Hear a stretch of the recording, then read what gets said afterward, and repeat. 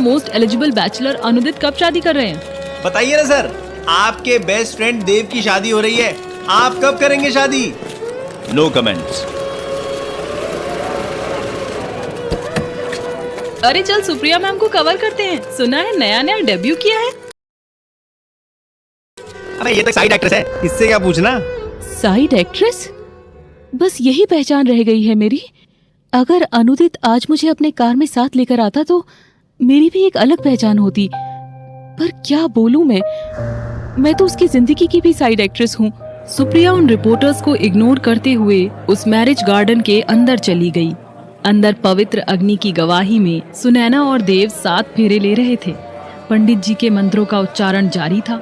शादी में सभी रिश्तेदार और दोस्त मौजूद थे, लेकिन सारी सजावट और सारे लोगों से परे सुप्रिया का ध्यान सिर्फ सुनैना और देव की ओर था।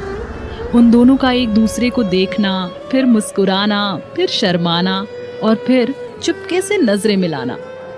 शादी के बंधन में बंध रहे उस कपल का ये प्यार देख सुप्रिया के मन में 13 साल से दबे हुए उसके सुनहरे सपने पंख फैलाने लगे थे। वो सपने जिनमें अक्सर वो अनुदित की बाहों में होती थी, वो सपने जिनमें वो अनुदित के सामने अपने दिल का राज कबूल कर रही होती थी। लेकिन उन सपनों के पंखों को सुप्रिया ने हमेशा के लिए काट कर ही रखा था, क्योंकि वो अच्छी तरह जानती थी कि उसकी असलियत उसके सपनों से कोसों दूर थी। सुप्रिया खुद से बहुत दूर खड़े अनुदित की तरफ देखते हुए अपने मन में कह रही थी, आज हमारी शादी को 2 महीने हो चुके हैं। 2 महीने पहले मैंने भी तुम्हारे साथ 7 फेरे लिए थे, लेकिन उस शादी की, उन फेरों की, उन रस्मों की वजह मोहब्बत नहीं थी। मैं इस शादी में मोहब्बत की उम्मीद रख भी नहीं रही हूँ, क्योंकि ये शादी रिश्ते निभाने वाली शादी नहीं, बस एक डील थी। शादी के बाद भी एक कमरे में रहकर भी ये दूरी मुझे अब नहीं बर्दाश्त होती अनुदित। काश तुम्हें मेरे आंखों में मेरा प्यार और अधूरापन दिखाई देता। अपने मन में इतना कुछ सोचते सोचते सामने से निकल रहे वेटर से वोडका शॉट्स उठाकर पीने लगती है। एक के बाद एक सारे शॉट्स ले लेती है। 13 साल तक अनुदित को बिना बताए उससे एक तरफा मोहब्बत करना सुप्रिया के लिए आसान था, लेकिन अब उसके साथ, उसके पास रहकर अपने मन के एहसासों को छिपाना सुप्रिया को बेहद तकलीफ देता था। आज उसकी सहेली सुनैना की शादी के इस खुशनुमा माहौल में भी उसकी तकलीफ ने उसका पीछा नहीं छोड़ा था, बल्कि वहां हो रहे हर एक फेरे के साथ उसके मन में अनुदित की याद और उसके लिए एक तरफा प्यार की तकलीफ बढ़ती ही जा रही थी। अनुदित को भी विस्की पर विस्की पीता देख उसका दर्द बढ़ता ही जाता है। I can't handle it anymore। उसने पार्किंग में जाकर कार निकाली और अपने बंगले की तरफ दौड़ा दी। सुप्रिया जानती थी कि उसके प्यार की तरह उसका गुस्सा और उसकी तकलीफ भी एक तरफा ही थी। उसके हिसाब से अनुदित को उसके गुस्से या दर्द से भी कोई लेना देना नहीं था, इसलिए उसने अपना गुस्सा जताना भी छोड़ दिया था और इसी वजह से वो अनुदित के सामने अपनी सारी भावनाओं के सैलाब को अपने नाजुक से दिल में समेटे रखती थी। बेंगलोर शहर की मशहूर सड़कों से होते हुए सुप्रिया की गाड़ी सुनसान रास्तों की ओर बढ़ रही थी। मीडिया और रिपोर्टर्स की पैनी नजरों से दूर बसे एक इलाके में सुप्रिया और अनुदित का वो बंगला था जिसमें फिलहाल वे दोनों साथ रह रहे थे। यूं तो सुप्रिया का एक्टिंग करियर सिर्फ 6 महीने पहले ही शुरू हुआ था, लेकिन फिर भी मीडिया की नजरों से बचकर रहना उसके लिए बहुत जरूरी था।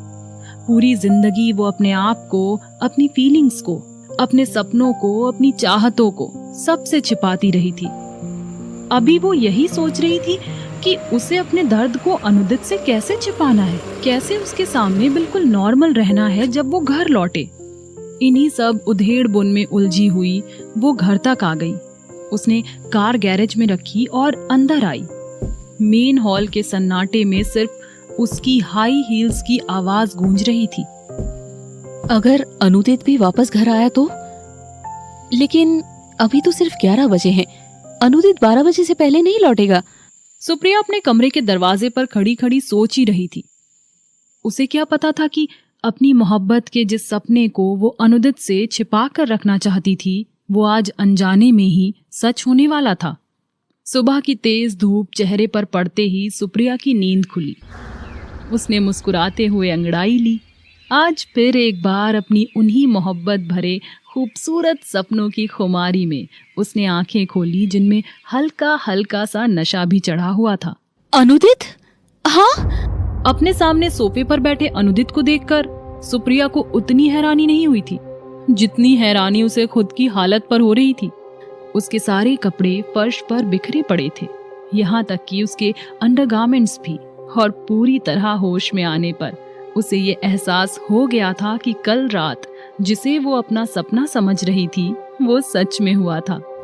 सामने बैठे अनुदित का भावहीन चेहरा इस बात की गवाही दे रहा था कि जो कुछ भी हुआ था उससे वो बेहद नाराज था। वो एक टक सुप्रिया को ही घूरे जा रहा था, मानो उसके चेहरे को पढ़कर अपने सवालों के जवाब जानना चाहता हो। सुप्रिया अनुदित की उन नजरों का सामना नहीं कर सकती थी। उसने झट से बेड पर पड़ी चादर खुद से लपेटी और बिना अनुदित से नजर मिलाए तेज कदमों से बाथरूम की ओर बढ़ गई। लेकिन इससे पहले कि वो दरवाजा लॉक कर पाती, अनुदित गुस्से में दरवाजे को धकेलते हुए उसके पीछे आ गया था। क्यों किया तुमने ये सब? जब 2 महीने पहले हमारी सीक्रेट मैरिज हुई थी तब तो तुमने वादा किया था कि हमारे बीच कोई फिजिकल रिलेशनशिप नहीं होगा। फिर कल रात तुमने अपना वादा क्यों तोड़ दिया? बोलो सुप्रिया। अनुदित की सर्द आवाज से सुप्रिया कांप उठी थी। उसे याद आ रहा था कि कल अनुदित बुरी तरह नशे में डूबा हुआ था और शायद वो खुद भी नशे में थी, और फिर शायद वो अनुदित के लिए अपनी चाहत और अपने प्यार को रोक नहीं पाई। कुछ बोलो सुप्रिया। सुप्रिया की खामोशी से अनुदित के धैर्य का बांध अब टूटता जा रहा था। सुप्रिया को जवाब देना ही था, लेकिन वो क्या कहे? वो उसे नहीं बता सकती थी कि वो उससे बेहद प्यार करती है। उसे तो ये भी डर था कि कहीं उसने कल रात अपने दिल का राज अनुदित को बता तो नहीं दिया। अपना राज खुलने के ख्याल से ही सुप्रिया की सांवली सूरत पर पीलापन उतर आया था। उसके हाथ पैर ढीले हो गए थे। एक तेज झंझनाहट से उसकी रीढ़ की हड्डी तक कांप उठी थी। क्या तुमने दूर जाने का जो वादा किया था वो सिर्फ एक ड्रामा था? क्या तुम हमेशा से मेरे करीब आना चाहती थी और कल रात मुझे नशे में पाकर तुमने अपनी पुरानी ख्वाहिश पूरी कर ली? बोलो सुप्रिया, यही तुम्हारा प्लान था ना? अनुदित की बातें सुनकर सुप्रिया की जान उसके गले में ही अटक गई। उसकी बातों से लग रहा था कि वो सुप्रिया की सच्चाई के बेहद नजदीक था, लेकिन सुप्रिया नहीं चाहती थी कि उसका सच अनुदित के सामने बेपर्दा हो। अब उसके लिए चुप रहना भी मुमकिन नहीं था और सामने खड़े सवालों से भाग पाना भी मुमकिन नहीं था, क्योंकि अनुदित ने उसका रास्ता रोक रखा था। वो चाह कर भी उसे अनदेखा नहीं कर पा रही थी। तुम हमेशा से मेरे करीब आना चाहती थी, है ना? सुप्रिया की चुप्पी की वजह से अनुदित की आवाज का रंग बदलने लगा था। उसने धीमे से सुप्रिया की कमर को अपनी बाहों के घेरे में लेकर उसे अपनी ओर खींचा। तुम्हारी इस चुप्पी का क्या मतलब है सुप्रिया? अनुदित की सर्द आवाज ने एक बार फिर सुप्रिया के दिल को कांपने पर मजबूर कर दिया, लेकिन अपनी सच्चाई को छिपाने के लिए अब उसे जवाब देना ही था। और आखिर में उसने अपनी जिंदगी के सबसे बड़े सच को छिपाने के लिए सबसे घिनौने झूठ का सहारा लेने का फैसला किया। मुझे